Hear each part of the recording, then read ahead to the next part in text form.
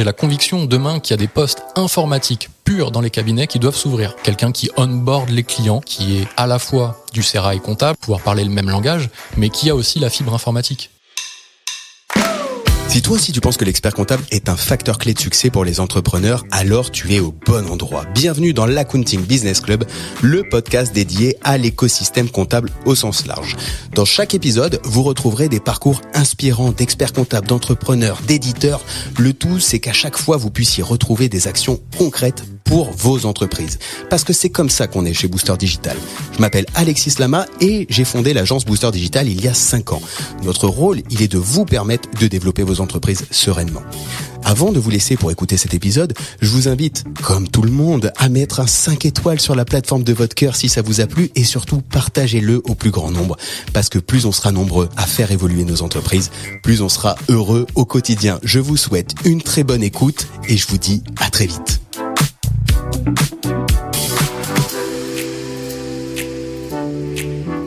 Salut à tous et bienvenue dans ce nouvel épisode de l'Accounting Business Club. Vous le savez, c'est le podcast qui est dédié aux experts comptables pour mieux vivre l'expertise comptable, développer les cabinets et avoir une vision un peu plus long terme, je dirais, parce que l'épisode qu'on va faire aujourd'hui, c'est un épisode qui, comme d'habitude, je suis très heureux de le faire. Je suis très heureux, vraiment, Baptiste, de te recevoir aujourd'hui parce qu'en fait, la petite histoire, c'est que ça a commencé, on s'est rencontrés sur des forums à l'époque où on intégrait tous les deux Pipedrive, ou même pas, je sais même pas si on l'intégrait à l'époque, on était utilisateurs et en fait Pipedrive, du coup qui est un CRM, avait créé une communauté d'utilisateurs et on échangeait dessus quand on avait des petits problèmes et je ne sais pas comment tu faisais pour être aussi réactif et répondre à tous les problèmes de tout le monde dessus et voilà. Après donc il y a eu, tu vas te présenter après, mais t'as eu l'aventure avec ton agence et t'as toujours eu cette culture outil très importante, je pense, dans les entreprises. Et quand je parle de ça, je parle de tu vois, le forum, à mon avis, Pipedrive, c'était il y a 7 ans, quelque chose comme ça, entre 5 et 7 ans. Oh, facilement, ouais. Ouais. Et du coup, c'est intéressant parce que c'était à l'époque où il y avait encore pas beaucoup de CRM. Enfin, t'avais Salesforce et HubSpot qui étaient là, mais c'était le tout début de Pipedrive. Et ça en dit long, je pense, sur ta culture outil. Et tu vas nous présenter un peu ce que tu faisais. Et je suis très heureux que tu aies accepté aujourd'hui de venir partager avec les auditeurs et en grande partie des experts comptables comment intégrer en fait cette culture outil au sein des cabinets. Donc, on va revenir évidemment sur ton parcours pour comprendre ce que tu fais avec les outils, quel type d'outils, qu'est-ce que ça veut dire outil, sachant que je peux d'ores et déjà le dire dès le départ de l'intro, on ne va pas parler d'outils de production comptable, quand bien même t'en connaisses aussi, mais plutôt de prospective en matière de qu'est-ce qu'on fait avec ces outils, lesquels on choisit, comment on les choisit, pourquoi, potentiellement qu'est-ce que ça va impliquer dans les cabinets, quels sont les nouveaux postes qu'on va pouvoir créer sur cette base d'outils, potentiellement qu'est-ce qu'on va pouvoir venir chercher des bonnes pratiques des éditeurs, de ce que tu vois et comment on va pouvoir les intégrer dans les cabinets. Un gros programme du coup autour des outils, autour des SaaS, autour de la culture entrepreneuriale et un outil et un épisode que je suis vraiment très très heureux de faire avec toi aujourd'hui. On pourra parler un peu d'outils de production, pas beaucoup, mais ça pourrait être intéressant d'y venir aussi. Ouais, pour avoir baigné dans ce milieu-là pendant pas mal d'années. Alors pas dans les outils de production, mais dans les outils de gestion. Pardon. Écoute, vas-y, go, on lance cet épisode. Pour bien le lancer, du coup, je te propose déjà de te présenter, histoire de poser le contexte. Ouais, alors je suis Baptiste, j'ai 37 ans, je vis à Marseille avec ma petite famille, après avoir passé pas mal de temps en Île-de-France à Paris. Et je suis dans le monde des logiciels de gestion depuis 18 ans. J'ai été consultant formateur, donc mon boulot c'était d'aller dans les entreprises et de déployer un logiciel, de former les utilisateurs dessus et après de faire l'assistance au quotidien. Et ensuite j'ai créé mon agence qui a 10 ans, dans laquelle je fais exactement la même chose avec 2 associés, maintenant une équipe de 20 personnes, intégrateurs de logiciels, donc de compta, de facturation, de paye, de reporting, et on installe ça dans les PME, que j'ai quitté il y a 4 mois. Ok. Voilà. Donc je ne suis plus dans cette société-là. Mais t'as quand même 18 ans derrière, donc d'intégration, de conseils en outils de gestion. C'était quoi? Donc t'avais Sage à l'époque. Le gros de notre travail c'était Sage, mais côté entreprise. Donc Sage 100 et pas les Sage que l'on peut croiser en cabinet, même si quelques cabinets utilisaient Sage 100 déjà depuis assez longtemps, ce qui était assez marrant. Souvent ils avaient un ADN un peu particulier, orienté entreprise, donc déjà beaucoup de conseils.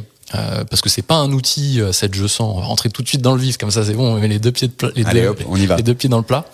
mais qui est vraiment un outil orienté entreprise, qui est plutôt utilisé en entreprise et pas trop en cabinet, parce que c'est pas vraiment fait pour aller vite, c'est pas vraiment fait pour produire plein de dossiers, il n'y a pas de saisie facilitée avec une vue multidossier, etc. C'est vraiment orienté entreprise. Et donc les CAB qui utilisaient ça, ils avaient vraiment cette partie-là d'ADN déjà, reporting, conseil, parce que l'outil proposait ça, et les outils de production le proposaient pas toujours. C'était vraiment concentré sur on gagne du temps, on essaie de sortir le plus de dossiers possible. Donc vos clients, c'est principalement des entreprises chez qui t'intégrais des outils. C'était quoi les problèmes principaux qu'ils avaient, tiens ? Les entreprises ? Ouais. C'était du légal déjà de toute façon, parce qu'on a vécu toute cette vague de on fait des factures sur Excel et on donne une tonne de papier au cabinet comptable derrière qui se débrouille avec un logiciel qui est pas légal. Faire des factures sur Excel, c'est un petit peu limite. Donc la première problématique, c'était se mettre en conformité. Après, c'était avoir un peu de visibilité aussi, donc de pouvoir prévoir des choses, de pouvoir faire de l'analytique, de pouvoir faire ce genre de choses-là. Donc la principale problématique, c'était ça. Si on se place du côté des dirigeants, c'était pour pouvoir suivre ma trésor. Est-ce que j'aurai du cash dans 3 mois ? Si j'en ai trop, qu'est-ce que je dois en faire ? Si j'en ai plus, qu'est-ce que je peux faire aussi ? Donc c'était vraiment prévision, si on se place du point de vue du décideur, du dirigeant. Et après, des équipes, c'était gagner du temps au quotidien, pas se prendre la tête à faire telle ou telle chose dans les fonctionnalités. C'est marrant parce qu'en fait, quand je t'écoute, je me dis, et ça y est, ça vient de me revenir, mais c'est tellement ce que devrait faire un cabinet. C'est-à-dire que ce type de mission que tu faisais là, à l'écoute de ton client, c'est de l'intégration de logiciels d'une certaine manière, mais on met vraiment 2 fois les 2 pieds dans. Mais en fait, ça va typiquement dans les missions que devrait pouvoir proposer un cabinet aujourd'hui, de l'intégration d'outils comme ça. Moi, je suis convaincu que de toute façon, ça on le sait déjà, et ça a été répété déjà dans ton podcast, le métier va devoir...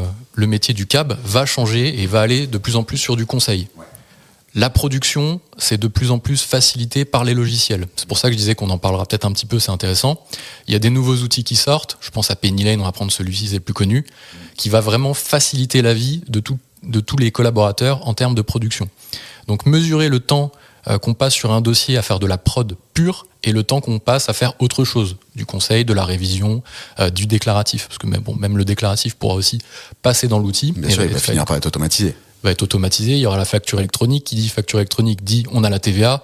Qui dit qu'on a la TVA, pour prendre la déclaration la plus importante, elle va se faire un petit peu toute seule. Alors, on en est encore loin, il y a quelques étapes avant d'arriver à ça. Déjà, déployer la facture électronique, ce sera pas mal. Et donc, la part de production pure, de technicité comptable que l'on va faire, je m'englobe un petit peu là-dedans, ouais, bien sûr. que les cabinets vont faire au quotidien, elle va vraiment baisser parce qu'il y a un gain de temps phénoménal qui va être mis en place grâce à l'IA et grâce aux législations. Et donc, qu'est-ce qui va rester derrière ? Il va rester du conseil, il va rester de l'humain, beaucoup d'humain, il va rester tout ce que un logiciel informatique, un algorithme ne peut pas faire. De l'affect, du contexte, de l'humain, de l'écoute. Et pour moi, le virage, il a déjà été pris.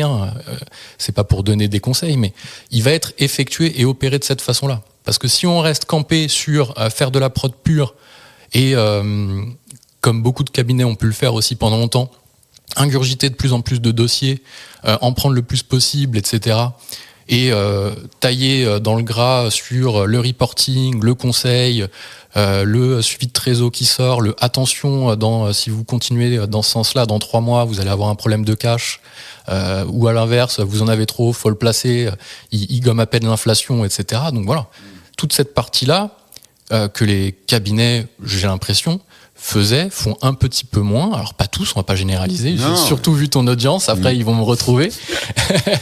Mais ouais, c'est vraiment ça, je trouve, moi. Toute cette partie-là, en fait, il faut se poser la question, est-ce que ce que je suis en train de faire au quotidien, ça pourrait être fait par un logiciel ? Donc c'est tout ce qui est cartésien, A plus B, et beaucoup de comptabilité est cartésienne, de toute façon. Mais il y a une partie, comme je le disais tout à l'heure, d'affect, d'humain, de contexte, d'être le médecin de famille. C'était Arthur qui disait ça dans ton épisode, Arthur Waller, il reprend beaucoup ce terme-là de Penny Lane. Oui, c'est ça, c'est le bon conseil. Quand le cabinet comptable dit « faites ça », on écoute parce qu'on a confiance en lui. Et oui, il y a le gage de confiance, c'est sûr. Il y a le gage de confiance, on en parlait aussi un petit peu tout à l'heure en off, c'est expert comptable, le titre honorifique, je l'appelle un peu comme ça, parce que si le cabinet dit « prenez ça comme outil », il faut prendre ça parce que c'est le bon conseil. Voilà, je trouve. Après, donc c'est vrai que avoir cette culture de l'outil déjà pour s'outiller dans le cabinet et pour aussi donner des conseils derrière aux entreprises pour les orienter vers les bons choix à faire. Donc ça colle avec l'intérêt de ce podcast, c'est de dire comment tu diffuses la culture outil chez toi, parce que demain ça aura une telle importance que tu seras le prescripteur des outils pour tes clients. Ça va être de toute façon mêlé, on le voit, et ils l'ont réinventé. Penny Lane et d'autres, on va pas citer que lui, mais il y a Time, il y a Time, etc. Voilà, l'outil que tu utilises en cabinet pour faire ton suivi de dossier, c'est souvent l'outil pour que ça fonctionne et pour qu'il y ait un réel intérêt, c'est l'outil qui est utilisé aussi côté entreprise. Donc qu'est-ce qui se passe ? Tu prends Penny Lane parce que tes clients t'en ont parlé, tu trouves que ça facilite. Tu l'installes chez toi. Tu parles en tant qu'expert comptable. Ouais, cabinet, en tant que cabinet. Tu l'installes, tu le déploies. Et pour que tu prennes intérêt de ce nouvel outil-là, il faut que ton entreprise pour laquelle tu suis le dossier l'utilise aussi. Ouais, il faut que sinon, ton il n'y a pas client d'intérêt. Ouais, bien sûr. Sinon, tu prends CJ, tu prends Sedge comme on faisait avant. Et il t'envoie un journal d'achat et de vente en fin de mois avec les justificatifs. Et tu fais comme, à mon avis, encore 80% des gens font. C'est du désynchronisé. Ouais, mais alors même ça a changé, tu vois, parce que t'as Sage qui a repris Regat, enfin qui a un partenariat avec Regat, parce qu'en fait Regat maintenant a été repris par Conto, donc on va savoir comment ça se passe. Mais en tout cas, Sage et CJ, il me semble qu'ils étaient intégrés avec Regat. Donc du coup, tu mettais à disposition Regat dans les mains de ton client. Cégide a un outil aussi qui va être à dispo aussi direct. Mais tu as raison, c'est de dire comment ta culture de l'outil en cabinet fait que tu vas mettre cet outil dans les mains de ton client qui, lui, peut-être n'a pas encore cette culture. Exactement. Donc il faut déjà l'avoir toi. Il faut déjà avoir bien intégré, mettre bien toutes les fonctionnalités et avoir la capacité derrière à aller d'une, le vendre pour montrer l'intérêt et deux, l'intégrer. Parce que Penny Lane ou Time ou autre, c'est des outils à un moment certes très simplifiés, mais il faut quand même les installer un petit peu, il faut quand même faire un peu de setup, surtout d'onboarding, d'accompagnement, on va essayer de parler français. Tu vois, tu dis juste avec un mail, tenez, on a changé d'outil, avec une newsletter à tout ton parc client et à tous tes dossiers, sans rien expliquer, sans faire de formation, qui doit le faire ? Est-ce que c'est l'éditeur ? Est-ce que c'est le cabinet ? Qui va installer ? Est-ce qu'il va reprendre le fichier d'écriture comptable ? Enfin, il y a plein d'enjeux là-dessus. Pour moi, j'ai la conviction demain qu'il y a des postes informatiques purs dans les cabinets qui doivent s'ouvrir. Et celui-ci, c'est le premier. Un intégrateur, quelqu'un qui onboard les clients, qui est à la fois du sérail comptable, donc qui a la fibre, le métier, pour pouvoir parler le même langage, mais qui a aussi la fibre informatique.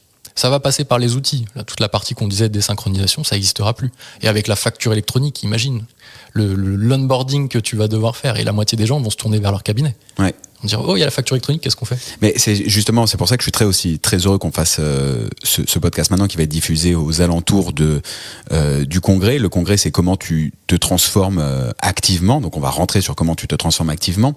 La facture électronique, il y a encore plein de monde qui fait sa facture sous Excel ou sous Word. En réalité, quand on discute avec, j'en parlais avec Axonote, il me disait non mais il y a encore largement de quoi prendre une part de marché.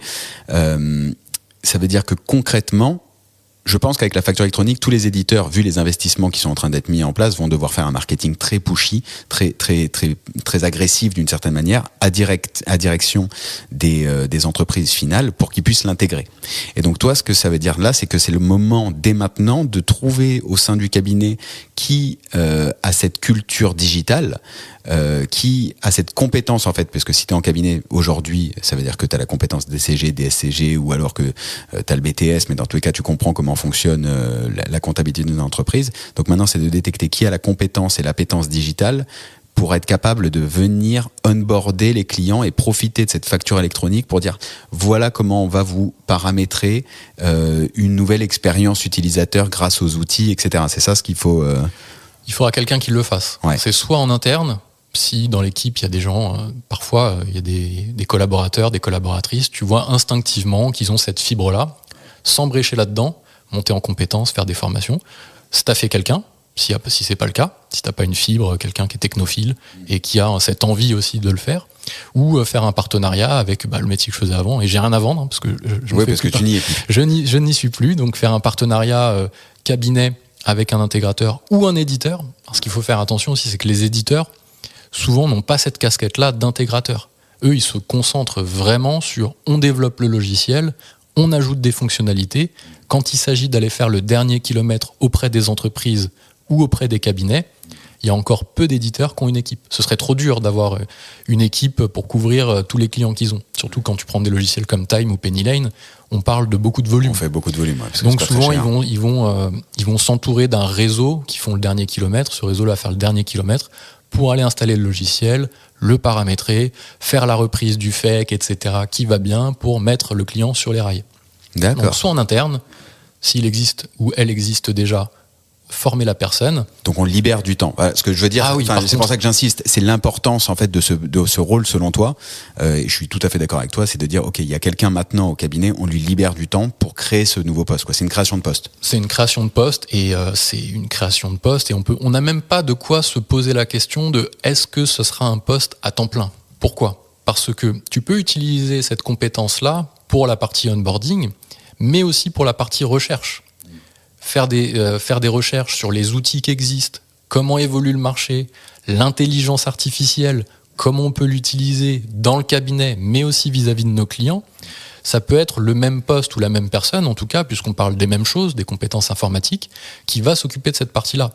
Moi, je pense vraiment que dans un cabinet, tu dois avoir un pôle informatique, tech, on appelle ça un peu comme on veut, demain avec plusieurs compétences. En fonction de la taille du cabinet, la personne peut tout faire, mais avec des gros cabinets, tu vas avoir du data analyst, tu dois avoir du spécialiste IA, même s'il n'y a pas encore de terme officiel, c'est encore trop récent, et quelqu'un qui va aussi faire le pont pour faire l'onboarding des outils qui seront mis en place, et pas juste envoyer une newsletter en disant ben voilà, tenez, maintenant vous allez là-dessus. Ouais. On a switché, c'est tel outil, prenez ça et puis basta quoi. Voilà, c'est ce qui se passe. D'autant plus que les éditeurs en plus communiquent eux aussi en direct, ce qui soulève pas mal de questions en ce moment dans la profession, parce que les éditeurs ayant accès aux données et aux mails, ils communiquent aussi directement forcément avec dans leur avec rôle d'éditeur. Et souvent ça fait des levées de boucliers parce que les gens disent oui mais tu viens d'envoyer une newsletter à mon parc alors que t'as dit que tu les contactais pas en direct. Oui mais ça soulève il y a une mise à jour un vendredi à minuit, ça n'a rien à voir. Oui mais j'ai pas non plus envie, laisse-moi le faire. Il y a des dossiers hyper sensibles. Nous, on l'a vécu aussi quand on était intégrateur Sage, c'était la même chose. L'éditeur communiquait avec les clients finaux, même s'ils étaient clients chez nous, qui sommes intermédiaires. Parfois, ils n'avaient pas le choix, ne serait-ce que pour la RGPD, ce genre de choses. Et il y avait toujours des levées de boucliers de la part d'autres intégrateurs qui disaient non, on ne va pas. Ouais, et puis là, il y a des nouvelles fonctionnalités. Donc, qui dit nouvelles fonctionnalités dit qu'il faut changer d'option. Et puis, tu avais telle option, tu passes à telle option. Non, ça soulève des trucs intéressants. D'où l'importance d'avoir quelqu'un en interne qui continue de faire sa veille sur tous ces outils, quoi. De faire sa veille, de faire, si on close cette partie sur la partie intégration, de faire le lien avec l'éditeur aussi. Sur il y a telle fonctionnalité qui est sortie, voilà comment vous pourriez la mettre en place. Parce qu'il y a plein d'outils qui sont hyper intéressants, qui sont déjà installés dans les cabinets, mais qui sont en version de l'époque où ça a été installé. Tu vois, il y a Silae qui est génial, je prends cet exemple-là, et souvent les gens ne sont pas dans la dernière version du logiciel et ne le proposent pas. Ça a été installé tel que, on ne l'a pas touché. Depuis, tu as les éditeurs qui ont rajouté plein de fonctionnalités, et les gens en cabinet n'ont pas le temps de s'en occuper. Du coup, ils ne font jamais évoluer les versions, c'est obsolète. Les clients derrière, les entreprises bénéficient d'une expérience lamentable et se disent, font un amalgame entre le logiciel, le cabinet, c'est de la faute de qui, c'est un mauvais logiciel, c'est un mauvais cabinet. Et tu peux aussi avoir un peu de trop de taux d'attrition là-dedans. Ouais, ça crée une frustration des deux côtés, quoi. C'est, voilà. Se maintenir à jour des outils qui sont en place, l'éditeur sort des nouvelles fonctionnalités, on va les mettre en place, être proactif là-dessus. Donc c'est encore ce rôle-là en interne, je trouve, qui va être intéressant de faire parce que le dirigeant du cabinet aura d'autres choses à faire que ça. Sachant qu'en plus, dans ce que tu viens de dire, il y a quelque chose qui est intéressant, c'est que si tu as une personne au cabinet qui fait ça, une partie de son job aussi, c'est de diffuser les nouveautés, former les équipes sur ces nouveautés aussi en interne en matière de produits, quoi. Exactement. Donc, ce qui renforce l'utilité. Par contre, à ton avis, c'est à partir de combien de personnes au sein du cabinet qu'il faudrait avoir, de l'entreprise, qu'il faudrait avoir ce type de profil ? C'est un peu difficile à dire, mais au début, un peu comme dans tout, tu peux très bien aussi avoir une agence qui peut s'occuper de ça, un partenaire, tant que l'intégrateur, tu veux dire ouais, l'intégrateur ou le partenaire ou un freelance. Alors ça va être dur à trouver parce que c'est un peu multicasquette, mais ça se justifie pas toujours. Mais au moins de s'en préoccuper, si le nombre de collaborateurs dans le cabinet ne justifie pas d'avoir un poste, d'au moins avoir une personne qui libère un peu de temps dans l'eau qui est un petit peu la plus technophile et de se dire ok, je m'intéresse juste à ce qui se passe, ça va hyper vite. Ça va trop vite. C'est l'IA vraiment, alors on n'entend plus parler, certains sont en train de dire que c'était un mini feu de paille.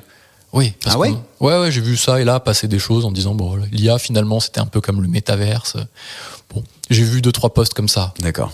Le truc, c'est que oui, on n'entend plus parler de ChatGPT, mais l'IA, c'est pas que ChatGPT, bien sûr. Il y a toutes les fonctionnalités qui sont à l'intérieur de l'outil. L'IA, on en a depuis l'OCR, la reconnaissance de caractères sur les factures, qui est pour moi la révolution dans les outils de gestion, notamment de compta et de prod. C'est que voilà, on saisit plus en fait. On saisit plus. Et demain, avec la facture électronique, on saisira encore moins. Donc, de se tenir informé de ce qui sort, sans que ce soit pour autant les clients qui nous poussent, sinon on a perdu. Si c'est les clients qui nous disent au fait, vous avez vu parler de ça ? Ah non, il faut que je regarde. On a perdu. On doit être en avance de phase là-dessus. Le cabinet doit être en avance de phase là-dessus.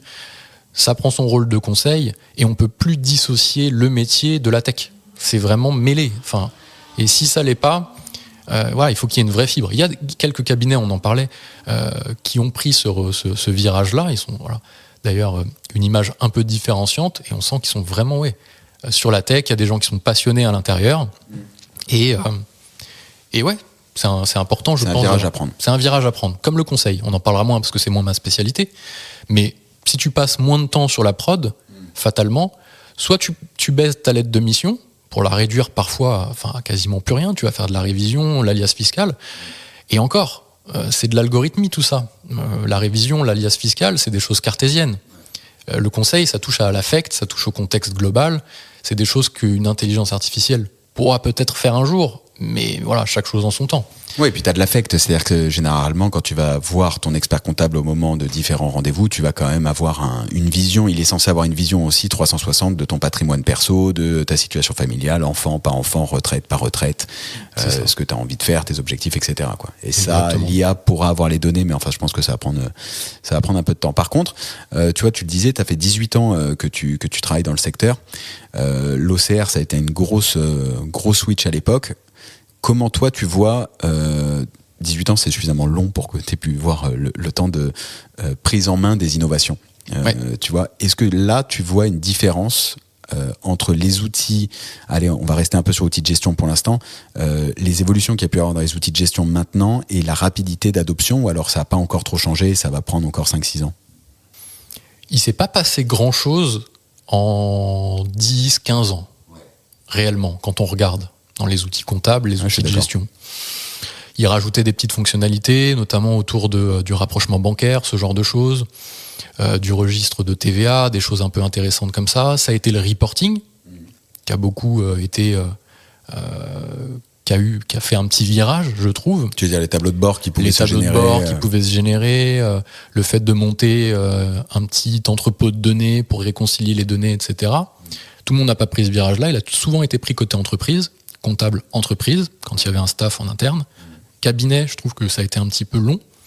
Les outils ne le proposaient pas. C'était pas dans leur ADN de proposer du reporting dans un outil de prod, parce que souvent, ils le faisaient pas, tout simplement. Ouais, pas le temps, pas pricé. Ça, c'est un gros sujet, ouais. Donc ils faisaient de la prod. Dans la lettre de mission, il n'y avait pas du tout d'analyse, il n'y avait pas du tout, très peu de conseils. Donc les outils, ils se calquent aussi sur ce que vendent les cabinets. Donc ils n'ont pas intégré cette partie-là de reporting. Donc historiquement, depuis quelques années, c'est pas fait. Mais ça a été un vrai virage côté entreprise, je trouve, d'avoir le reporting. Après, il y a eu l'OCR. Honnêtement, même si ça peut paraître être désuet comme ça, une toute petite fonctionnalité très précise, mais ça a changé pas mal de choses quand ça fonctionne et que ça fonctionne bien. On prend une photo, on sort de chez Boulanger, on a acheté une souris, on prend la photo, il nous détecte le truc, tout va bien, la TVA, etc. Ah non, c'est sûr que l'arrivée, tu vois, de Dext, alors Recep Bank à l'époque, je trouve que c'était vraiment ceux qui fonctionnaient très bien et qui proposaient aux clients une expérience utilisateur géniale. Tu vois, tu l'avais sur l'application, tu cliquais, ça t'envoyait la photo, tu n'avais pas à te soucier, le cabinet derrière, si c'était bien setup, paramétré, il avait l'écriture qu'il générait, donc c'est vrai que ça a changé. Donc pour toi, l'OCR, ça a changé beaucoup de choses. L'OCR, ça a changé beaucoup de choses. Ça a changé une vision, en fait. Ce petit détail de fonctionnalité très technique, très précise, ça a changé la façon de voir les choses, en fait, je trouve. C'est-à-dire qu'il y a vraiment ce truc-là de le cabinet comptable, les comptables en interne, c'était des traducteurs. Ils traduisaient un langage qui n'est pas un langage courant pour tout le monde. Je vais chez Boulanger, j'achète une souris pour mon ordinateur. Pour moi, j'ai acheté quelque chose. pour un comptable, c'est 606, 445 et 401. Ah, quand même, tu touches un peu là. Ouais, j'essaie de. Tu vois, j'ai placé 2-3 trucs histoire de dire ceux qui ont écouté jusque-là. Ah ouais, bravo, ok. 18 ans à installer des logiciels de compta, au bout d'un moment, t'es obligé d'apprendre le métier. Même si je viens de l'informatique à la base et j'ai appris le métier plus tard, ce qui n'est pas le meilleur système. Ouais. Mais voilà, tu vois. Et donc, ils ont traduit ce truc-là. Maintenant, pour n'importe qui en entreprise, je vais chez Boulanger, j'achète une souris d'ordinateur, je la prends en photo, mon 606, mon 445 et mon 401, il est fait. Ouais. Donc le traducteur au milieu, qui ne fait plus la prod, c'est de la prod, ça, finalement. Je prends l'écriture, je crée l'écriture derrière. Je simplifie, bien sûr, ne me tapez pas dessus, c'est bien plus compliqué que ça, mais néanmoins, la prod est faite. Ouais. Demain, avec la facture électronique, il y a même un non-sujet. Mais c'est une révolution, mais c'est plus que l'IA, plus que n'importe. Alors l'IA va aider la facture électronique. C'est ce que j'allais te dire, parce que quand je discute avec certains éditeurs, tu as l'impression maintenant que, hormis le fait que ce soit des investissements compliqués à intégrer, etc., c'est l'IA qui va venir lire la donnée de la facture électronique qui sera du coup normalisée, qui va permettre de faire vraiment un vrai changement et beaucoup plus de temps réel d'une certaine manière. L'IA derrière va s'appuyer sur toute cette data supplémentaire qu'on va avoir. Mais il y a déjà, avant d'arriver à l'IA, il y a déjà une part d'algorithmie, de mathématiques à faire dans les outils. Avant de dire c'est de l'IA, c'est juste de l'algorithmie finalement qui marche très bien. Tu vois, on prend Payfit, qui ont révolutionné finalement les bulletins de paye. Tout le monde disait la paye c'est trop compliqué, on n'arrivera jamais à l'automatiser. Certes, il y a eu des couacs. Certes, ils n'ont pas pris le bon modèle en se mettant les cabinets comptables à dos. On est d'accord. J'aurais pas fait comme ça. J'aurais plutôt fait comme Arthur avec Penny Lane. Ça aurait certainement mieux fonctionné. Peu importe. Mais ils ont réussi à dire que quelque chose de complexe, finalement, mais algorithmique, mathématique, cartésien, on peut le mettre dans un logiciel. Et demain, alors il y a certaines conventions qui sont galères, mais les fiches de paye, elles sortent. Les fiches de paye, elles sortent. Et tu prends la DASU, enfin la DSN, ce genre de choses à faire, elles sortent quasiment toutes seules aussi. Donc demain, pareil que pour la mission de fiches de paye des cabinets, tout va se faire quasiment tout seul. Il va vraiment rester la partie conseil, il va vraiment rester tout ça. Donc... Mais est-ce que tu vois que ça va plus vite parce que justement, quand il se passe rien pendant 15 ans, tu as une capacité à t'endormir. Tu vois, parce qu'en fait, l'innovation, elle vient de la part des éditeurs. Et puis quand tu es en tant que cabinet, tu dois innover aussi d'une certaine manière. Tu dois rester connecté. Et est-ce que la vague d'innovation, parce que pour moi, on n'est pas du tout sur un feu de paille en matière d'IA, quand je vois comment nous, on l'intègre aujourd'hui chez Booster Digital et l'impact que ça a pour nous en gain de productivité qui nous permet de passer plus de temps avec les clients, je me dis, ça a été très vite. Tu vois, en un an, pour nous, si je prends le cas en mode agence, tu vois, en un an, pour nous, ça a été très vite. Est-ce que toi, tu vois dans l'évolution que tu peux te voir dans les différents outils, comment tu les interconnectes, etc., une plus grande rapidité d'intégration que ce qu'il y a eu sur les années passées en matière d'innovation, c'est sans aucune mesure. Ouais. On peut grossir le trait en disant qu'en 18 ans, il s'est passé en un an et demi ce qui s'est passé en 18 ans. Ouais. Surtout, en fait. Pour le moment, on est encore sur les... Ce qui est flagrant, c'est encore les outils généralistes. C'est-à-dire que quand tu t'attaques à un marché, les chercheurs en intelligence artificielle ont mis des langages à disposition, les éditeurs se les accaparent derrière et les utilisent. Donc ça va être, ils vont commencer par quoi ? Le mass market. Donc les fonctionnalités qui vont toucher à toutes les entreprises. Ils vont te faire des résumés de visio, tu passes 1 heure en visio, tu raccroches, ça te fait un résumé en 4 lignes, avec une to-do derrière, et ça envoie un résumé à ton client. Bien sûr, magnifique. Donc si tu arrives à faire ça avec une visio, de l'audio, de la vidéo, derrière une interprétation métier, et ça marche très bien. Ouais, c'est exceptionnel. En 1 an et demi, on a découvert ça comme si ça n'avait jamais existé, et ça a été même moins d'1 an et demi, puisque tu as TLDV, un des premiers que j'ai en tête qui a commencé à le faire, c'était tout de suite après que le modèle ait été annoncé. Tu t'imagines quand les spécifiques vont se mettre sur le sujet. Quand je dis les spécifiques, c'est chaque branche de chaque métier, les verticaux, donc le comptable, l'outil de facturation, le logiciel de paye, et ça commence un petit peu à venir. Ça va juste être un raz-de-marée en fait. Ouais, toi tu le vois arriver là, t'as vu quoi en ce moment en bonne tendance Alors, t'as les chats qui vont les agents conversationnels parce que c'est facile à faire. Donc en gros, ce qui va arriver en premier, c'est déjà le cas. Tu vas avoir dans chaque logiciel métier un petit chat en bas à droite que l'utilisateur final va pouvoir utiliser, mais pas sur les données de ChatGPT qui va répondre sur les données du web. Il va répondre sur les données qui sont présentes dans la base de données du client, du logiciel. On va prendre l'outil comptable parce qu'on est là-dessus. Tu vas avoir un petit chat en bas à droite. Tu vas poser une question. en langage parlé, je sais pas moi, combien il me restera de trésor dans 6 mois et quel conseil t'as à me donner. Lui, il va regarder à l'intérieur, donc il va faire regarder le modèle de données, enfin le data lake, donc la data qui aura été créée par l'éditeur, mis à disposition, il va répondre là-dessus. Donc en fait, on va mixer les agents conversationnels avec les données de l'entreprise. Quand on réconcilie les deux, on a un chat GPT qui nous répond sur nos propres data. Donc t'imagines déjà le truc. Donc là, à mon avis, ils vont commencer par ça. Ouais. C'est déjà le cas, je crois que chez Penny Lane. Et après, chez Cegid aussi, c'est ce qu'ils ont annoncé. Aussi, ouais, Cegid d'ailleurs, c'était bluffant. Cegid, très très smart en termes d'approche, je trouve, par rapport à un Sage qui est un peu plus en retard, en termes d'image. Après, il faut vérifier ce qu'il y a derrière. Mais voilà, ils ont pris le virage, concrètement. Alors, tu sens que c'est un focus là-dessus. Les choses sortent, les outils fonctionnent bien. Et il faut le faire, mais ce sera ça qui sera en premier. Ça, ce qui change beaucoup, ce que tu dis là, l'agent conversationnel, faut imaginer. Donc là, on parle d'un truc qui va pas tarder, quoi. Enfin, ça existe déjà. Tu disais dans Penny Lane, t'as Cegid qui l'a sorti aussi, qui est en test. Sage l'a sorti, je l'ai vu à Londres. À la Countex, et il l'adressait au marché anglais en test aussi. Donc ça finira par venir, mais ce que je veux dire, c'est que je le traduis, moi en tant qu'entrepreneur, la question du dimanche soir, où j'en suis de ma trésor dans 3 mois, pour X ou Y raison, est-ce que je dois embaucher, etc. Je peux lui parler à lui directement le dimanche soir sur la base de mes données et potentiellement d'autres données auxquelles le cabinet aura donné accès. Et toutes les données qui sont d'un OpenAI. Ouais. Parce que c'est un modèle derrière qui est utilisé. C'est-à-dire que demain, un Penny Lane, un Time, un Sage, un Cegid vont pas développer leur modèle de langage. Non, bien sûr. Donc ils vont s'appuyer sur toutes les compétences de mettre un mot derrière l'autre en se basant sur les données à la fois qu'il y a dans le logiciel métier, plus les données qui sont communs à ChatGPT. Donc, ce qui soulève une vraie question pour les cabinets de qu'est-ce qu'on fait de la donnée, qui en est propriétaire, quel est le niveau de sécurité de données. Ça soulève pas mal de sujets. Ça soulève pas mal de sujets, et tu as des générations derrière qui arrivent, qui vont avoir grandi avec ça, et qui vont... moi, je vois des choses passer, les gens, ils utilisent ChatGPT comme un psychologue. Je vais te dire une bêtise. Ils ont personne à qui parler, j'ai vu passer ça hier. Ils rentrent, je suis pas bien, etc. Est-ce qu'on peut parler ? Ils font un prompt jeu de rôle. Tiens, fais comme si t'étais ma psychologue ou mon psychologue. J'ai eu des soucis aujourd'hui, parlons. Et t'as une oreille derrière.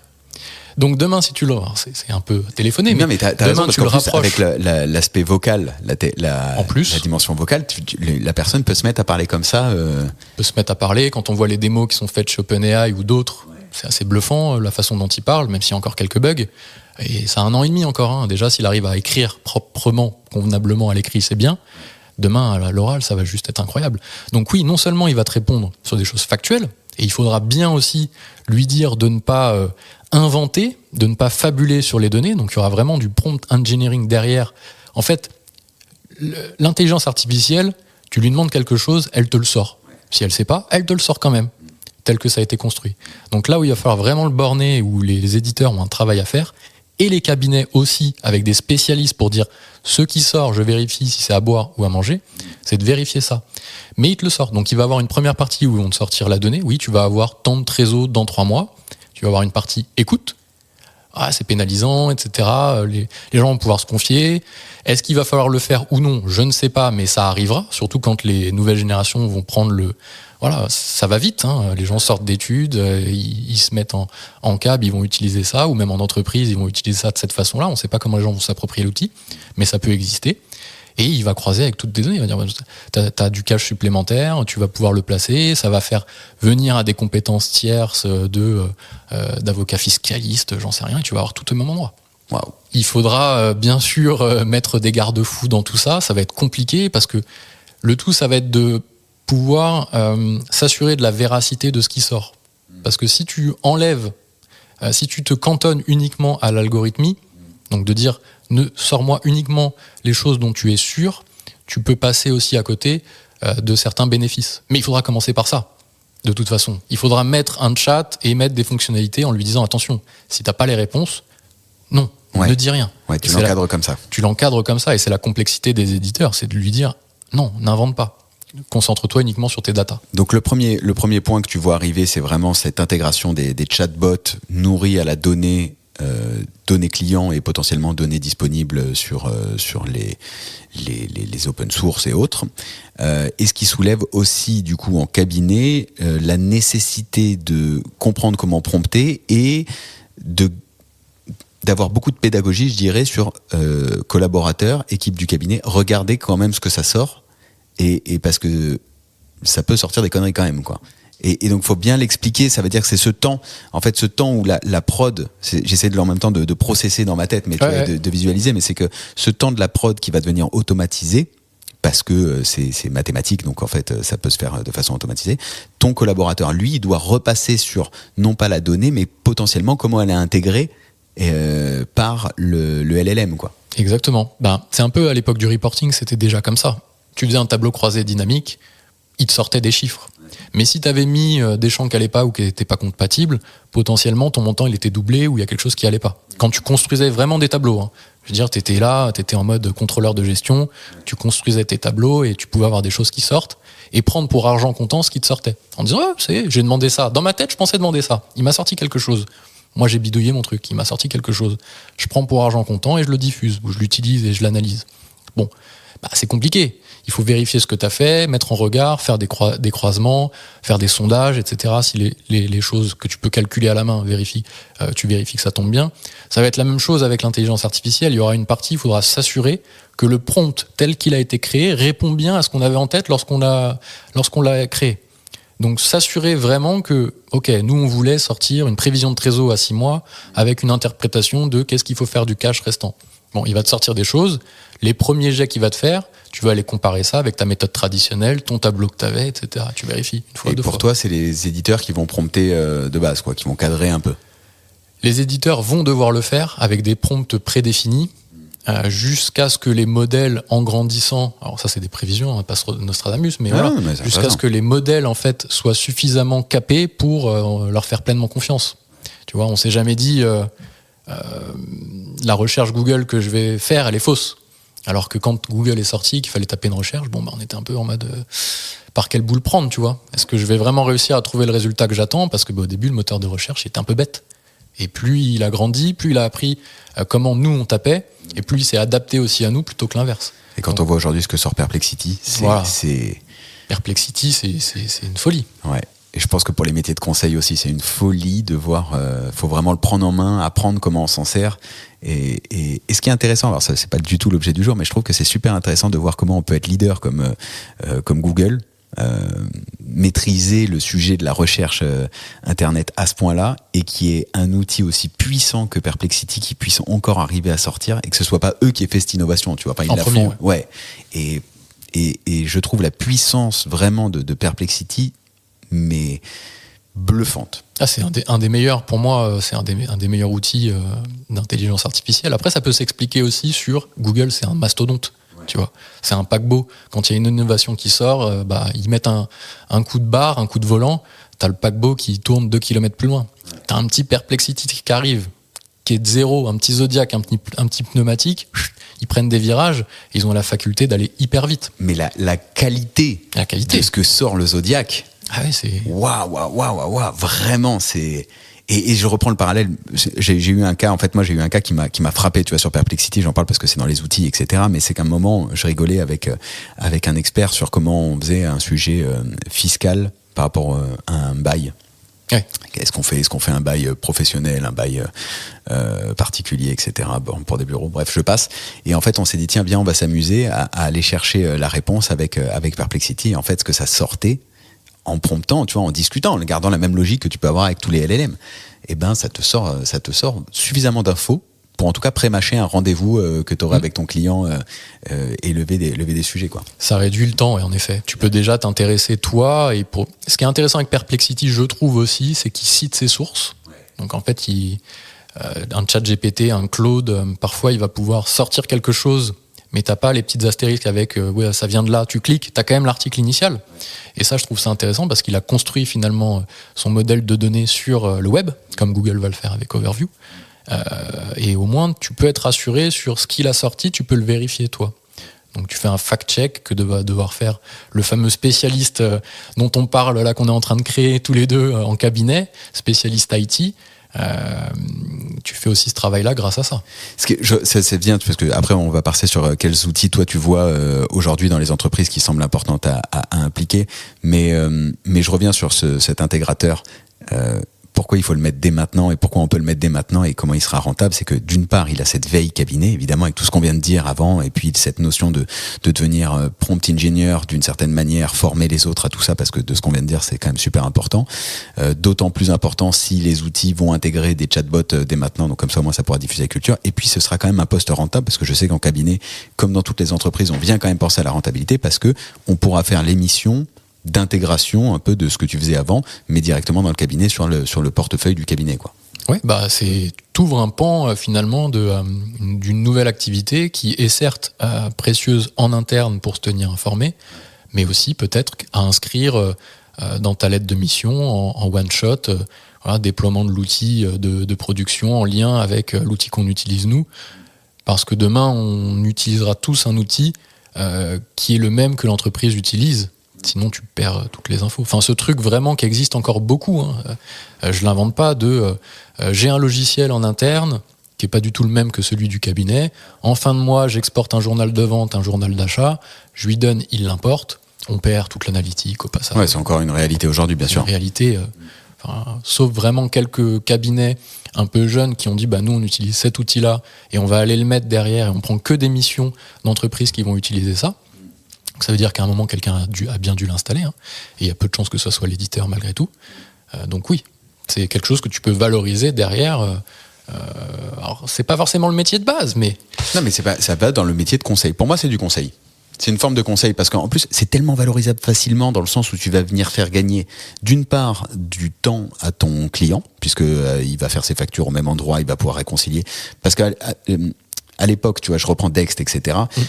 Certains cabinets disaient non, mais je peux pas le mettre à disposition parce que sinon le client il dit qu'il va faire le travail à ma place. Mais là, en fait, c'est même plus que le client il fait le travail à ta place parce qu'en fait, tu gagnes tellement en visibilité sur tes données quand t'es client que tu pourrais même en tant que cabinet, dans ce que tu disais de l'onboarding, tu pourrais même gamifier d'une certaine manière l'onboarding pour que ton client il prenne goût à avoir toutes ces données en temps quasi réel et qu'il sorte de ce truc du c'est toi qui fais mon taf parce que justement ça devient un win-win, ça devient un vrai win-win. Tu me donnes la donnée en temps réel, tu as accès à tes données, nous on la retraite, etc. etc.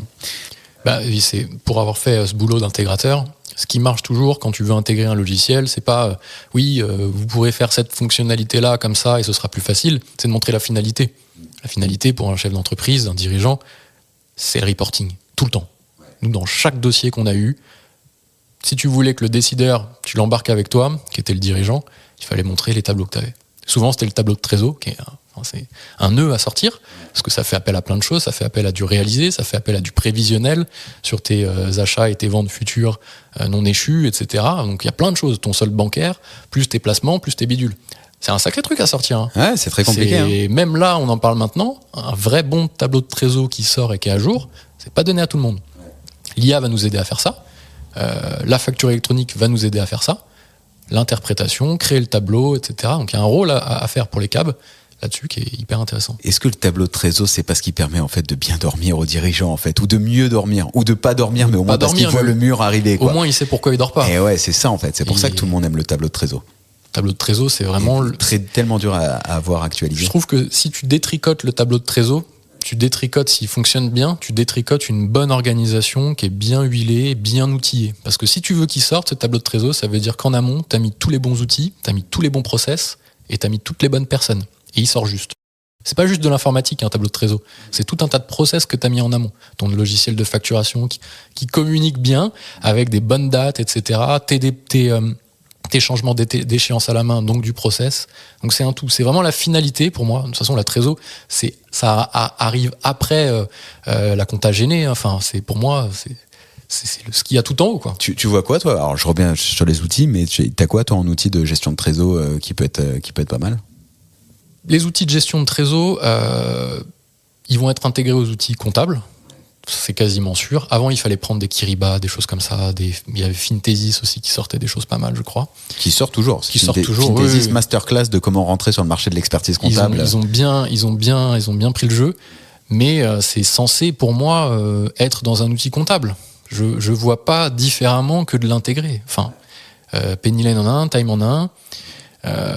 Mais qui sont pas, je trouve, qui sont pas géniaux, et c'est pour ça que Fintesis a réussi. C'est pour ça que Kyriba à l'époque. T'as Agicap qui avait réussi, t'as Figure aussi, mais en fait de ce que tu dis là, c'est que ce que tu vends, et donc ça ça rajoute de la valeur à cette personne digitale, c'est qu'en fait ce que tu vends, ça va être du process, de l'audit, etc. Et après, l'outil n'est que la partie où tu lèves le voile. Il n'y a rien de magique. Tu mets Fintesis demain à une boîte qui n'est pas processée et qui n'a pas les bons outils en amont, il n'y a rien qui sort. Ouais. Et surtout, si tu mets Fintesis à ton client et que ton expert comptable ou que son collaborateur ou son chef de mission, on l'appelle comme on veut, son consultant ne l'appelle pas, en fait, c'est comme envoyer un PDF de tableau de bord, il ne se passe pas grand-chose, quoi. Il te manque cet aspect humain. La vraie valeur, ça aurait été en one shot de créer tout le process qui t'arrive à avoir. On prend ce tableau, il y en a plein. Ouais, mais c'est intéressant parce que c'est celui qui parle à tout le monde. Plus derrière, faire des réunions de soutenance, ça. On le fait parler le tableau parce que sortir, c'est pareil, c'est encore de l'algorithmie. Sortir un tableau de trésor, demain, quand tu as les bonnes data au bon endroit, ton tableau, il va sortir. Les éditeurs vont le faire, le font déjà, ils y arrivent. Mais ça va être le commentaire que tu mets dessus, la décision que tu vas pouvoir prendre avec de l'affect, de toute façon. Parce que là-dessus, c'est pas une donnée froide. Qu'est-ce qu'on fait ? Est-ce qu'on a des projets ? Le dirigeant va dire oui, il y a tel projet, on aimerait sortir cette BU. Donc ouais, on est vraiment dans un conseil, en fait. On est dans une société, on est dans un cabinet de conseil. Qu'on voit le marché bouger et les flux qui se font de rapprochement, ça tend vers ça de toute façon. Ils se rachètent des cabinets de conseil. Ouais, surtout en ce moment.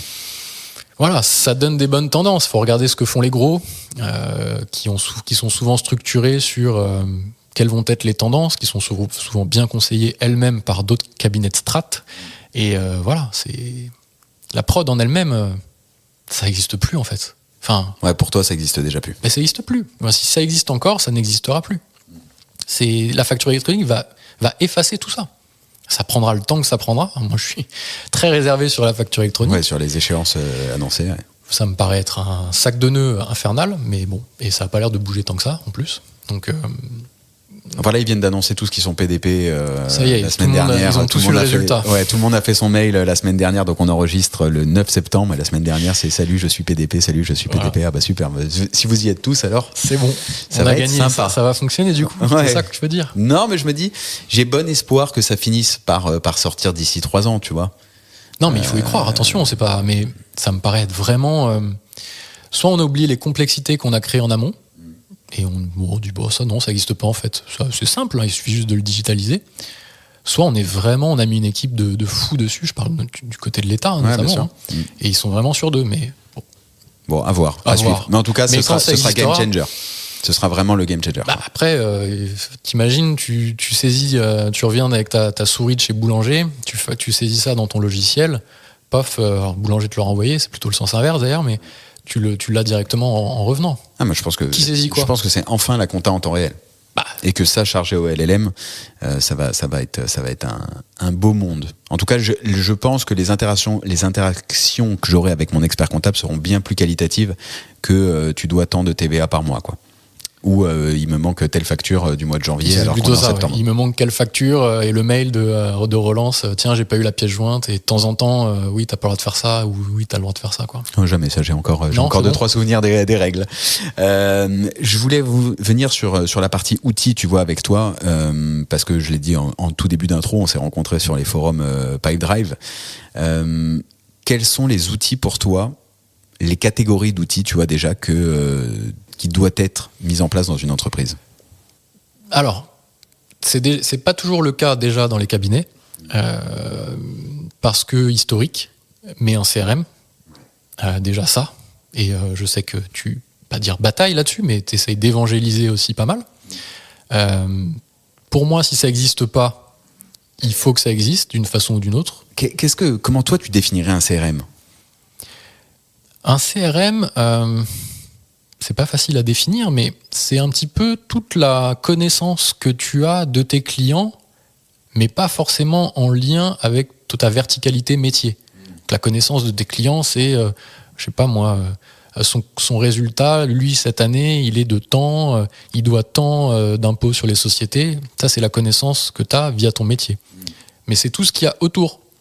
De savoir qu'ils ont tel projet dans 6 mois, de savoir qu'il a besoin d'être appelé dans 3 semaines parce que ceci, de ne pas oublier de lui envoyer une newsletter quand il y a telle fonctionnalité qui sort parce que tu l'as balisé comme étant intéressé par cette fonctionnalité-là. Voilà, c'est toute la connaissance à 360 de ton parc, mais aussi de potentiellement des nouveaux clients, des prospects à acquérir. Voilà, j'essaie de définir un peu ça comme ça. Ça n'existe pas toujours. Parfois, on met ça un peu comme on peut dans une note, dans l'outil de prod. J'ai vu beaucoup de gens faire ça. Oui. Ou alors en mail, c'est la base de données, mais chaque boîte mail est cloisonnée, individuelle. Quand la personne part RGPD, on perd l'historique. Voilà, donc c'est vraiment cette partie-là de connaissance. Déjà, rien que ça, et de pas oublier des choses et de se souvenir. Quand on a un gros parc, c'est difficile de se souvenir de tout le monde. Et on oublie parfois des choses. Et les clients, les entreprises aiment bien quand on se souvienne qu'il fallait les rappeler, que tu les rappelles ce jour-là. C'est génial. Ouais, j'ai eu un appel d'un Cap d'ailleurs. Je dis je pars en vacances pendant un mois. Oui, je vais peut-être changer de cabinet. Rappelle-moi à la rentrée. J'ai eu le petit message LinkedIn. Je me suis dit, lui, il a un bien CRM. fait. C'est bien fait. Ouais. S'il est venu te chercher sur LinkedIn, c'est bien fait. Ok. Non, tu vois. Et que ce message LinkedIn, en l'occurrence, ait été synchronisé avec ton logiciel CRM. Pipedrive, HubSpot. Voilà, tu prends ce que tu veux, on s'en fiche. Ouais. Mais c'est la base pour moi. Enfin, la base. Il y en a d'autres. Si, moi aussi, je pense que c'est le premier truc à mettre en place. Parce que c'est l'outil qui te permet de faire de l'acquisition client en plus. Donc, tu vois, tu croises, tu fais un salon, par exemple, ou tu prends un plot dans quelque chose, dans un salon, tu croises des gens, tu les rentres dans ton CRM et tu sais que tu vas leur envoyer une petite newsletter en rentrant. Voilà, ça, c'est un CRM. Ouais. Et alors, moi, je vais juste rajouter pourquoi je le vois en première brique. Je suis content que tu l'aies mis en première brique. C'est parce que lorsque tu vas lancer ta boîte ou même lorsque tu as déjà ton cabinet, la réalité, c'est que tu n'as pas 100% de taux de transfo. Tu ne vas pas 100%, sauf si tu es un génie et vraiment le loup de Wall Street du commerce. Mais sinon, tu vas pas signer 100% des deals avec lesquels tu travailles. Mais pourtant, un non aujourd'hui peut devenir un oui demain. Et si tu n'as pas enregistré toutes les données de cet échange que tu as pu avoir, les besoins, la situation, les coordonnées, etc., dans un outil qui va faire office de gestion de la relation client sur le moyen long terme, en fait, le temps que tu vas investir dans ce rendez-vous prospect, dans ce rendez-vous de contact, on l'appelle comme on veut, fait que tu auras perdu et tu auras jeté ce temps. Alors que ce temps mis bout à bout, l'effet cumulé en fait de tous ces rendez-vous de prospect, de ces personnes qui t'ont dit non à un instant T et qui pourraient avoir des nouveaux besoins qui vont évoluer demain, et ben c'est d'autant plus important. Je vais un exemple, tu vois, mais je remets une couche dessus parce que tu l'as mis en première ligne. Mais c'est que tu peux rencontrer des prospects qui vont te dire soit j'ai le projet qui s'arrête, si c'est des créateurs, j'ai le projet qui s'arrête et qui s'est stoppé, soit j'ai pas les moyens, soit je vais aller chez un cabinet en ligne au lancement parce que l'offre du cabinet en ligne elle me correspond. Ok, mais dans un an, dans 2 ans, sa boîte elle peut avoir grandi, ça peut ne plus correspondre à l'offre des cabinets en ligne, et sans avoir rentré cette donnée dans le CRM, système, ouais. En fait tu la perds et ton rendez-vous de 3/4 d'heure, 1 heure de prospect, tu l'as perdu, quoi. Et c'est vraiment dommageable parce qu'on sait à quel point c'est long et coûteux de faire de l'acquisition. Donc même si la personne n'a pas de besoin, ça reste de l'acquisition, c'est du suspect, du prospect franc, on appelle ça comme on veut. En effet, il faut quelqu'un qui te dise à un instant, dans un an, mets-moi un petit rappel, ou mets-lui un petit rappel directement, si tu fais un peu d'automatisation, pour le rappeler à ton bon souvenir. Et c'est dur de remplir. Donc c'est super dur. Si au moins tu as réussi à avoir 10 contacts, en effet, il faut essayer de capitaliser. Donc on a le CRM, c'est la partie 1. Voilà, on a le CRM. Après, on a toute la partie gestion, bien entendu, sur les outils. Bon, après, ça, c'est pour un cabinet, ce sera moins intéressant. Mais moi, il y a des outils que j'aime bien. Après, c'est un cheval de bataille aussi. C'est tous les outils qui vont t'aider à être plus efficace en asynchrone. J'aime bien ce terme de communication asynchrone parce qu'il soulève pas mal de choses. Notamment dans une entreprise, la capacité à bien communiquer, à bien collaborer, et pas forcément que de façon synchrone. Je m'explique. Façon synchrone, c'est on est là, toi et moi, on discute dans un épisode de podcast, on est synchronisé sur le même fuseau horaire. Je pose une question, tu me réponds. L'asynchrone, on va être désynchronisé justement entre je pose une question, mon collaborateur ou mes collègues ou mon dirigeant va me répondre un peu plus tard. Donc ça va être l'email, ça peut être des commentaires à l'intérieur d'outils. Et je trouve que ça, c'est un gain de temps inestimable quand on veut vraiment travailler efficacement, d'autant plus avec le télétravail, le remote qu'on a 1 fois, 2 fois, 3 fois par semaine. Donc ce sont ce genre d'outils-là. Je trouve que l'IA nous aide vachement. Donc ça peut paraître bizarre et du niveau du détail, mais un outil qui enregistre les visios de réunion, c'est très terre à terre ce que je vais te dire, mais si ça n'existe pas déjà dans une entreprise, dans un cabinet, je trouve que c'est génial, surtout si les cabinets font beaucoup de visio, soit avec les clients, soit en interne, parce que c'est un gain de temps de fou. Il va enregistrer la visio, il va te faire une retranscription, on en parlait tout à l'heure, à l'écrit.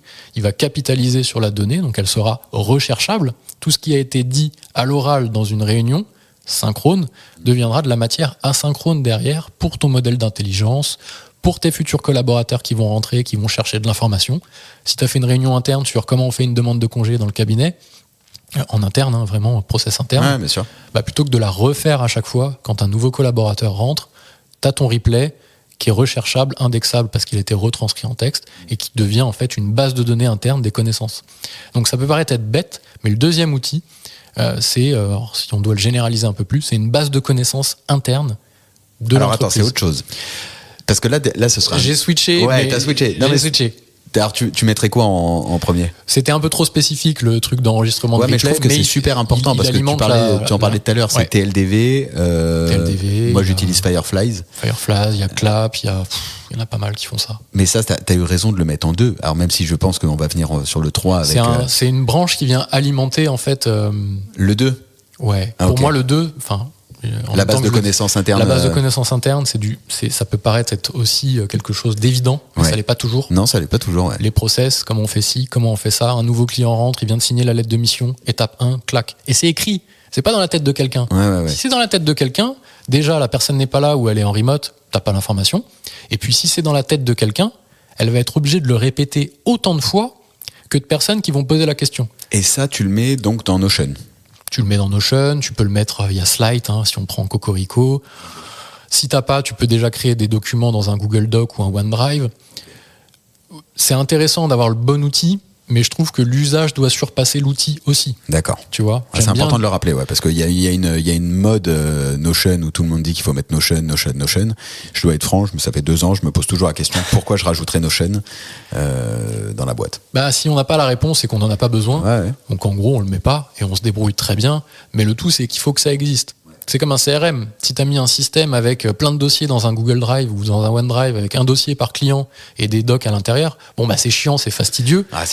On est d'accord. Non, c'est chiant, c'est fastidieux. Non, c'est chiant, c'est fastidieux, c'est dur. Tu vois, t'as pas ta petite note où tu dis tiens, rappelle-le dans 9 mois, rappelle-le dans... pas le bon exemple. Non, mais par contre, ok, non, mais ça me rassure. C'est l'usage qui est intéressant. Ça me rassure. C'est l'usage. Faire cet usage-là, documenter l'entreprise, c'est une clé, c'est une mine d'or aussi. Parce que t'as des gens que t'intègres qui viennent, ils ont déjà tout. Alors pour documenter, tu vois, moi j'aurais mis Loom plutôt que TLDV, les enregistreurs de visio, là où pour moi les enregistreurs de visio sont extraordinaires dans la gestion de la relation client. En tout cas dans le monter en conseil. Voilà, ça peut être un très bon moyen de monter en conseil parce que un des gros points du monter en conseil, c'est qu'à la fin de ton rendez-vous, t'as le mail de récap avec les actions qu'on a faites, les actions à venir, etc. Et ce qui dans les cabinets n'arrive pas toujours d'avoir des mails récap à la fin des rendez-vous parce que le temps fait qu'on est toujours sous l'eau. Priorité, on passe à autre chose, mais pas que dans les cabs. Non, dans toutes les entreprises. T'en as un qui dit oui, je vous fais un récap, tu l'as jamais. Et là, il est fait, et non seulement il est fait, mais il est encore mieux fait que si c'était quelqu'un qui l'avait fait. En fait, t'es obligé de te souvenir de ce qui s'est dit. Donc déjà, tu fais appel aux faiblesses un petit peu du cerveau.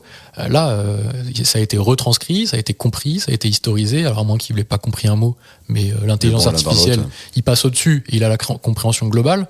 Il ne fait pas du mot à mot, de toute façon. Et il te sort un récap. C'est fou. Et en petit retour d'expérience, ça me permet personnellement d'être beaucoup plus présent dans le rendez-vous. Dans le sens où j'ai plus de notes à prendre, donc parfois que je prenais des notes et je pouvais louper un petit moment, là où je sais que comme il y a ça qui me back derrière, je vais être beaucoup plus présent.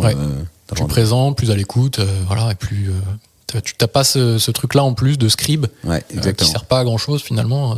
On enlève, il y a peu de valeur à ça. Ça, c'est les outils, je trouve, c'est une très belle place, très bon outil, rentabiliser direct. Ça vient alimenter comme un Loom. Et comme une note, en fait, ça vient alimenter la base de connaissances qui peut être derrière sur plusieurs formats. Tu vois, tu peux avoir le récap d'une réunion importante, tu peux avoir une note d'un Google Doc ou d'un OneDrive, d'un Word, tu peux avoir un Loom enregistré sans personne, sans que ce soit une réunion, avec une vidéo, qui vient derrière alimenter un gros modèle de données qui est la connaissance interne. Mais ça, vraiment, c'est pas si commun que ça. C'est bizarre. Ouais. Mais parce que ça demande du travail un peu d'organiser tout ça et de le produire. Ça demande du boulot et c'est surtout on me pose la question, j'ai plus vite fait de répondre sur l'instant T que de documenter plus de répondre. En fait, les gens se disent, ouais, vas-y, je viens de lui répondre, j'ai la flemme d'aller réécrire derrière ce que je viens de lui dire pour que ce soit documenté une bonne fois pour toutes. C'est une vision assez court-termiste. Parce que derrière, si on te pose 2, 3, 4 fois, 5 fois la question, tu pourras ressortir comme une carte joker. Ah bah tiens, va voir dans la base de connaissances. Et quand tes collaborateurs rentrent, tu leur mets tout de suite dans cet ADN en disant, nous, on documente tout ce qu'on fait. Donc on a une logique de, si on ne trouve pas l'information, on essaye d'aller la chercher plutôt que d'aller de la demander. Donc là, tu viens dans la culture d'entreprise, quoi. Ça change la culture d'entreprise. C'est des outils qui t'aident à changer la culture d'entreprise et à être aussi proactif par rapport aux choses. Je vais aller regarder, ça n'existe pas, parce qu'on ne l'a pas encore documenté. Je vais poser la question aux bonnes personnes, ils vont me donner la réponse, et je vais moi-même documenter. C'est-à-dire que c'est collaboratif derrière. C'est-à-dire que j'ai eu la réponse de la personne qui détenait le savoir, c'est pas la personne qui détenait le savoir qui l'a ensuite documenté, c'est moi-même en tant que personne qui a demandé. Donc tu as ta base de données Notion ou Slide, peu importe, où tu as des choses qui viennent s'empiler. Le plus dur après dans tout ça, c'est de maintenir des révisions là-dessus pour que les procédures soient toujours à jour, donc les faire évoluer avec des numéros de version. Faut pas tomber dans des usines à gaz. Ouais.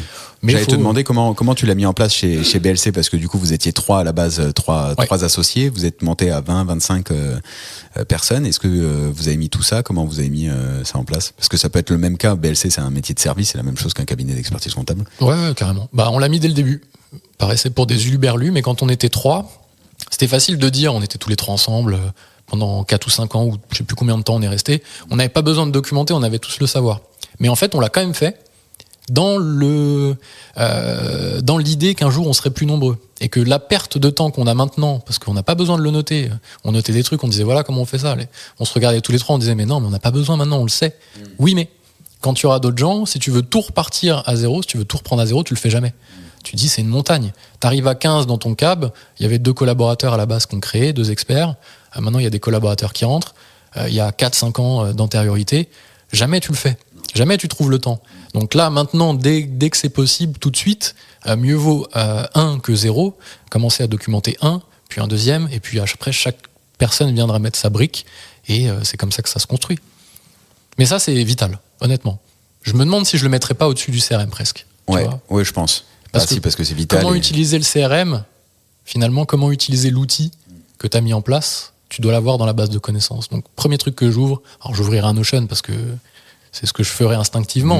Mais à l'ouverture, quoi. Mais voilà, à l'ouverture, j'en mettrai un tout de suite par catégorie, tu vois, RH, compta, informatique, le code de l'imprimante, le code du Wi-Fi, le truc qu'on cherche tout le temps qui est jamais là. Ok, donc base de connaissances en 1, CRM en 2, Loom pour enregistrer les vidéos sur des courtes... Alors pas pour enregistrer les visios, mais pour faire des vidéos qui rentreraient dans le process et qui commercialement, d'ailleurs, ça peut être très bien aussi d'envoyer une petite vidéo de présentation de l'offre au prospect, mais ça on y reviendra plus tard dans une formation commerciale si vous voulez à l'occasion. Mais je t'en parlerai, ça c'est vraiment cool. Ensuite, il y a l'enregistreur de visio avec le transcript où c'est super efficace. Ouais. Ça c'est le bon starter pack outil, quoi. Ça c'est le bon starter pack on utilise l'intelligence artificielle et elle nous fait gagner du temps avec les choses dont on est sûr qu'elles fonctionnent là, maintenant. Dès maintenant. Il faut toujours rappeler le jour. En octobre, enfin là on enregistre, mais au moment où ça va diffuser, c'est-à-dire on va dire en octobre 2024. Exactement. Ça marchera. Même là, entre là maintenant et octobre, tu vois, il se peut qu'il y ait des folies qui sortent. Il est possible que OpenAI nous ressorte un truc et où on se dise, allez, on le prend, on le baigne. Non, c'est pour ça qu'on a fait un peu. Je suis content, ça reste culturel. Il y a un truc qui m'intéresse là pour le coup, c'est plus en tant que dirigeant d'entreprise de boîte de service.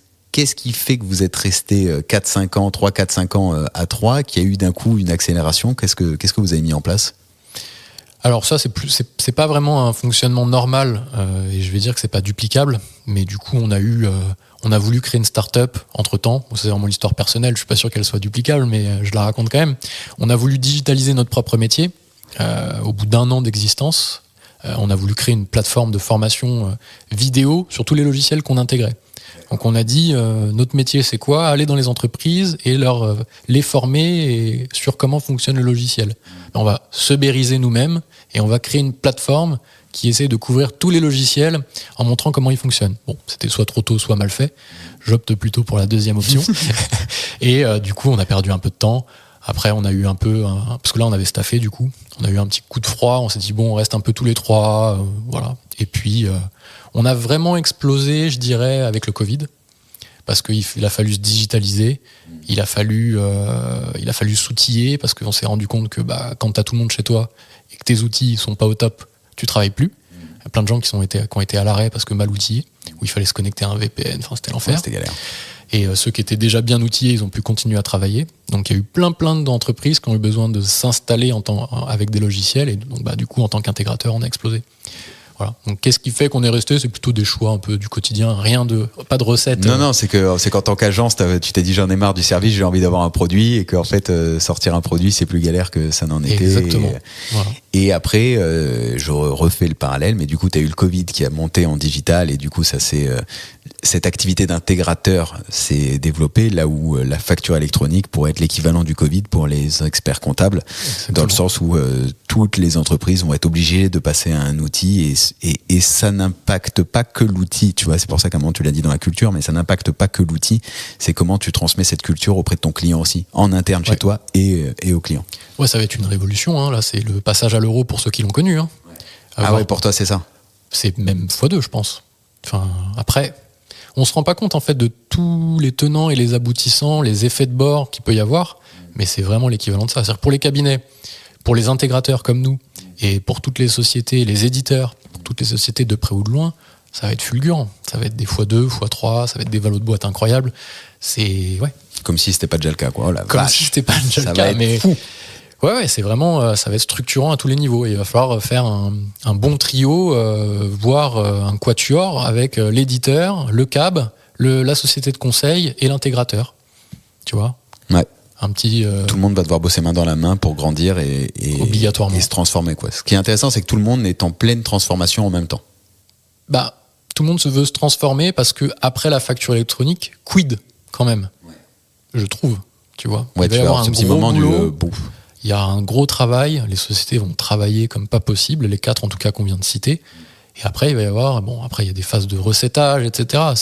On parle en dizaines d'années. Mais si on se projette vraiment un peu plus loin, qu'est-ce qui se passe après? Ouais, c'est important, parce que qu'est-ce que tu fais de ton entreprise une fois qu'il y a eu ça, quoi. C'est ça. Soit tu essayes de la vendre juste avant que ce ballon retombe, parce qu'une fois que tu as ta facture électronique, qu'elle tourne, que tu as ton état qui est venu prendre ta TVA parce qu'il a accès à toutes les données achat-vente, il n'a plus besoin de déclaration de TVA, qu'il a ton IS aussi parce qu'il a tout, qu'il a sa liasse fiscale parce qu'il a tout. Voilà. Soit tu es devenu un cabinet de conseil, entre-temps, soit tu es devenu un intégrateur, mais pareil, les intégrateurs avec l'IA, il y a des choses qui vont changer, c'est pas le sujet ici, mais voilà, ça bouge. Donc, ouais. Donc rester en veille, on s'y met maintenant, quoi. Par contre, voilà, même si on n'est pas technophile, je trouve qu'on ne peut pas dire je m'y intéresse pas. Oh non, l'IA, je m'y intéresse pas. C'est obligé, en fait. Ou l'IA, ou la facture électronique. Ouais, mais les deux sont liés. Les deux sont liés. Il faut faire de la veille. Il faut. Allez, c'est difficile d'avoir un poste pour reboucler par rapport au début de l'épisode. Avoir quelqu'un qui s'y intéresse vraiment là-dessus, à tous ces sujets. Data analyst, pareil. Hein. Big data, c'est la même chose. Demain, tu as tout informatisé et tu as tous tes flux dans le système. Il faut faire quelque chose de cette donnée. Et ceux qui ne le feront pas louperont quelque chose. Tu vois, les éditeurs, je ne sais pas à quel point ils vont pouvoir globaliser la data en disant telle entreprise de la même taille que toi, avec la même activité, le même cash sur son compte en banque, a périclité au bout de 6 mois, 98%, je dis n'importe quoi, qu'est-ce que tu fais toi dans des 2%? Tu vois, j'ingurgite cette data et dis non, moi je vais pas finir comme eux. Même si c'est pas du nominatif. Parce que t'as aucun éditeur qui va te dire oui, moi je vais partager les données entre cabinets, etc. Soit. Mais sur de la macro, en disant voilà, telle activité, telle taille, avec tel élément à l'intérieur qui se recoupe, a vécu telle ou telle chose. Qui je suis pour pas utiliser ça? J'adore. Tu vois? Ouais, bien sûr. Et là, tu l'intègres. Ça, c'est de la data, hein, data analyst. Après, en amont. Et après, comment tu l'exploites, quoi? C'est ça la question. C'est comment tu l'exploites, comment tu le vends, comment. Si les éditeurs vont te le pousser, tu vois, avec des dashboards, parce qu'on parlait de l'agent conversationnel, mais tu vas aussi avoir le tableau de bord avec les petites alertes. Ouais. Tiens, t'arrives un matin, tu vas avoir ton client Toto, là, il faudrait lui dire que il y a un crédit d'impôt recherche possible. Je raconte encore n'importe quoi. Non, mais ça veut dire que c'est proactif. Ton outil va être proactif. Ils vont commencer par ça. L'agent conversationnel, on l'a dit tout à l'heure, c'est la base, ça existe déjà, c'est facile à faire, boum. Et après, tu vas avoir aussi de la proactivité et des alertes. Tu arrives en tant que collaborateur un matin, plutôt que courir comme un poulet sans tête, tu vas savoir précisément qui appeler. Donc là, tu peux refaire du conseil plus facilement, parce que si tu dois appeler tes 20 dossiers ou tes 30 dossiers par collaborateur, c'est difficile à faire. Mais si tu as ton outil qui t'a mis le doigt vraiment là précisément sur lui, appelle-le maintenant parce que au journal officiel, il y a eu une parution BO, je sais pas combien, qui est sortie et qui le concerne lui parce qu'il a telle cartographie et telle particularité dans sa boîte, tu fais du sur-mesure. Là, l'IA, elle t'aide. Et après, toi, tu viens interpréter. Tu reprends le journal officiel, tu lis ton truc et t'appelles tes 2-3 clients qui sont ultra concernés par ça. Sans moi un cabinet qui fait ça. Aujourd'hui, non. Non. Sauf si tu as un câble qui est spécialisé dans le BTP, etc. Oui, qui est verticalisé. Qui est totalement verticalisé à la limite. Et encore faut-il prendre le temps d'aller appeler voilà. Tenir une compta de BTP et faire des payes de BTP, c'est déjà largement suffisant. Mais c'est intéressant parce que c'est ce que présentait Cégide, tu vois, dans Cégide Pulse d'une certaine manière, dans cette façon d'avoir l'agent conversationnel et qui remontait au cabinet le fait que un tel il avait demandé telles infos et du coup bam, ok, tu décroches ton téléphone. Mais là toi tu le vois encore plus loin parce que par rapport aux mises à jour potentiellement du BOFIP et que tu as tout bien rempli, putain, ça va être génial. Si tu croises tous tes data lake alors c'est des jeux de données, on va dire, hein, c'est des entrepôts de données géants. Si tu les croises entre eux et que tu recoupes tes particularités d'entreprise, ton journal officiel, ta publication je ne sais où au DGFIP, tu fais des miracles. Le tout avec un LLM qui est bien prompté au début. LLM bien prompté par l'éditeur, une ou un spécialiste en interne qui va réussir aussi à mettre les garde-fous en interne côté câble, qui va mettre les garde-fous, etc., qui va s'intéresser en disant faut utiliser cet outil plutôt que celui-là, etc.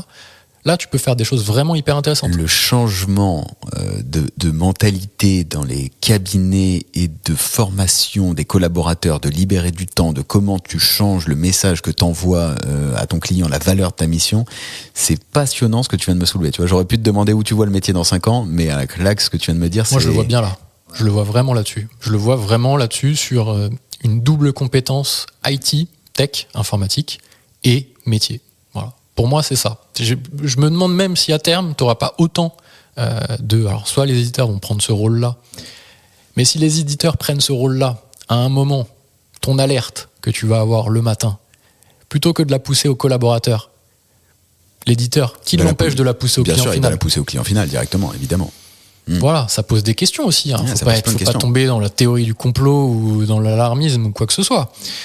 Mais demain, voilà, c'est... Et en même temps, d'où l'importance donc de le mettre en place dès maintenant dans le cabinet pour renforcer la relation client dont tu parlais et dont tout le monde parle, de l'intuitu personné, ou en tout cas de cette présence et de ces points de contact tout au long de l'année, pour que le jour où les outils, si un jour ça se passe, l'intègrent en direct, fait que en fait, tu peux me l'intégrer en direct, mais moi j'ai besoin de parler à mon expert comptable pour être rassuré, ou mon collaborateur, mon associé, peu importe, pour être rassuré, quoi. Tu peux demander à ChatGPT, je me suis levé ce matin, j'ai la gorge rouge, les yeux gonflés et mal au crâne. Il va te dire oui, t'as une grippe ou j'en sais rien.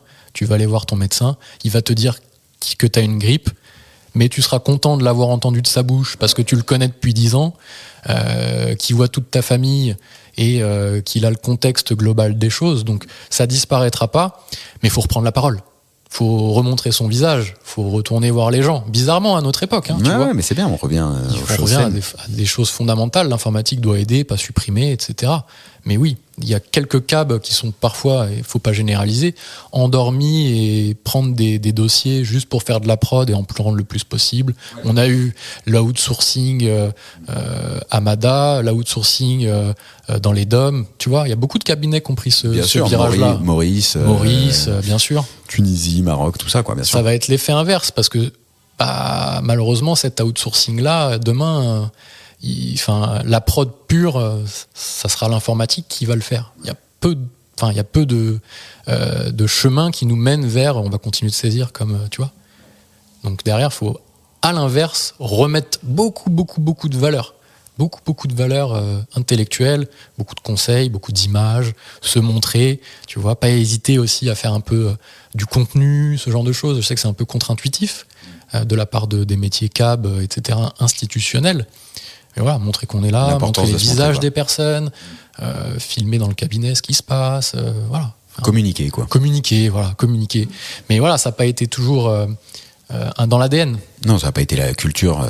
Et puis il n'y en avait pas besoin. La vérité, c'est qu'il n'y en avait aussi pas besoin du tout pendant toutes les années. Alors que là, aujourd'hui, que ce soit pour les clients, pour la marque employeur, pour rayonner, t'es obligé. Ouais, faire de la com. Ouais, se mettre au niveau des entreprises qui, elles, ont fait ça depuis 10, 20 ans. Les câbles ont un peu de retard. Mais comme les câbles deviennent... Très bonnes agences qui existent. Il y a des excellentes agences qui existent. Pour faire ça. Mais comme tu le disais, de toute façon, c'est que le câble doit se transformer de cabinet à entreprise d'une certaine manière, tu vois, de profession libérale à entreprise. Alors ça n'enlève en rien l'indépendance, etc. Mais c'est un changement culturel avec des nouveaux services dont on a parlé pendant tout l'épisode.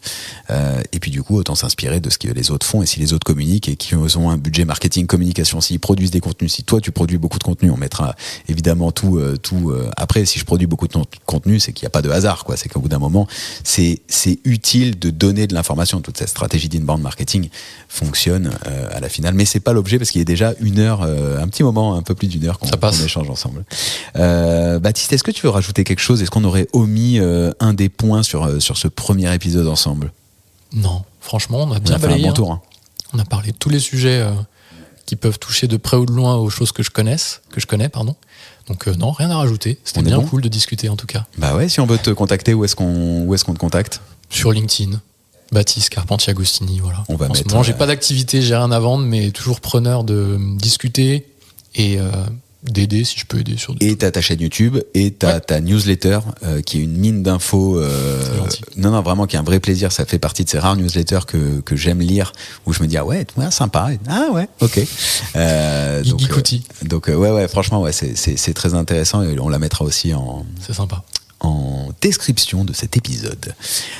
Écoute, merci beaucoup franchement d'avoir accepté, toujours un plaisir. Merci d'être venu en plus. Merci à toi pour l'invitation. C'est la beauté d'Internet, tu vois, d'une certaine manière. On se rend compte, il y a 7 ans sur un forum, on continue d'échanger, ensuite à la boîte, on fait des visios de temps en temps, et là, nouvelle page, je suis vraiment très heureux de t'avoir accueilli dans l'Accounting Business Club. Il fallait le faire et de la meilleure des façons. Yes. Merci beaucoup en tout cas. Si vous êtes toujours ici, c'est que vous avez pris autant de plaisir que nous à écouter cet épisode, que vous avez appris plein de choses. Il y a eu, je pense, des belles pépites à mettre en place dès maintenant qui peuvent et qui auront un impact sur le long terme dans vos cabinets. Donc si cet épisode vous a plu, partagez-le au plus grand nombre, parce que plus il y aura de personnes qui pourront écouter ce que tu viens de nous donner là, plus ça pourra faire changer des cabinets, et ça c'est cool pour la suite.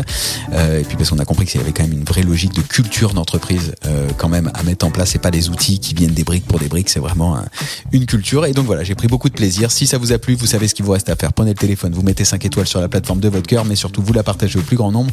Et moi je vous dis à très vite pour un nouvel épisode de l'Accounting Business Club. Ciao. Ciao.